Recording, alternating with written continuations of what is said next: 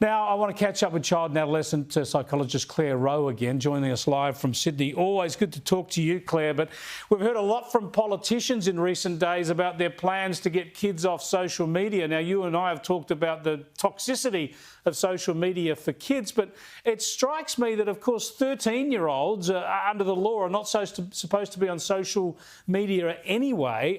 Tell us about your experience. Can those laws actually succeed in keeping kids off Instagram, TikTok, whatever it is? Yeah, so when you sign up for an account at the moment, you have to say that you are over 13 years of age. And I suppose, that's very easy just to lie. And there's no kind of regulation as it stands at the moment anyway. So I suppose the difficulty with this and the pushback is to say, well, how are we going to enforce this if we legislate it? And, as someone who, as a child psychologist, has known the very harmful effects on social media, they're very real. I don't even think we know the extent yet on the emerging brain. And then also someone who thinks government needs to get out of our lives and individual responsibility, and parents need to be able to parent as they see fit. I've had to kind of reconcile those two ideas. And I think what it does, it's not so much enforcing it. It's about, if we legislate this, it enables parents to have the confidence to band together and say, no, I don't care who else has it. I don't care if little Johnny has it in the classroom. You're not having it because it's against the law. And I think it will support parents in being able to do that.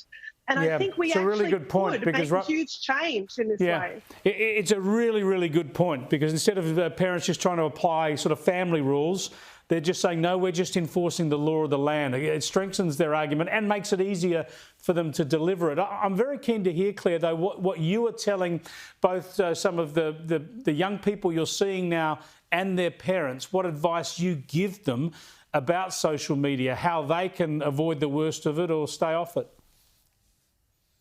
Yeah, well, at this stage, I'm kind of fighting a losing battle, and that's why I think this proposed legislation is good, because I've been telling parents that I don't think at 13 people should be getting social media. I just don't think that there's any benefit. It's all harm. The difficulty is that their friends are on it, and that's where they're socialising. But if you ask a child about it, even a teenager, hey, what do you feel if all your friends were off social media? Would that be okay if you didn't have it? They go, yeah, that's fine, no problem. So they themselves, aren't kind of welded to it if no one else is on it. The effects on it, we know about the content and unfiltered and cyberbullying and low self-esteem.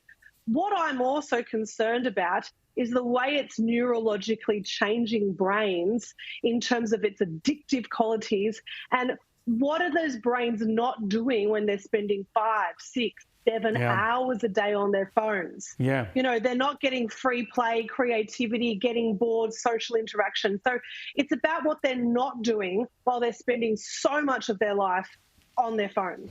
Yes, spot on. It's a great worry. Thanks so much for talking to us, Claire. I appreciate it. Claire Rowe there, who's the child and adolescent psychologist, cuts through all this stuff. She deals with it day in, day out.